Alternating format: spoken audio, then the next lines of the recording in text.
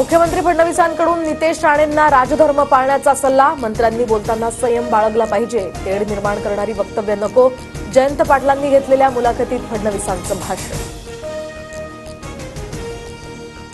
दिशा सालियनच्या कुटुंबियांची हायकोर्टात याचिका। आदित्य ठाकरेंसह अभिनेता सूरज पांचोली, दिनू मोरिया यांच्यावर गंभीर आरोप, तर मुंबई पोलीस आणि किशोरी पेडणेकरांनी दिशाभूल करत दबाव टाकल्याचाही आरोप। आदित्य ठाकरेंनी तात्काळ आमदारकीचा राजीनामा द्यावा आणि चौकशीला सामोरं जावं।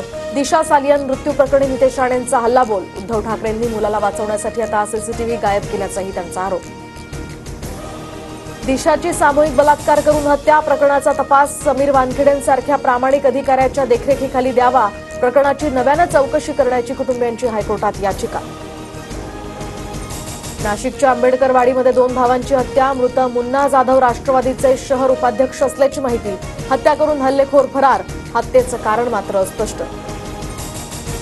विश्व हिंदू परिषदेच्या 8 जणांना 3000 रुपयांच्या जातमुचलक्यावर जामीन मंजूर।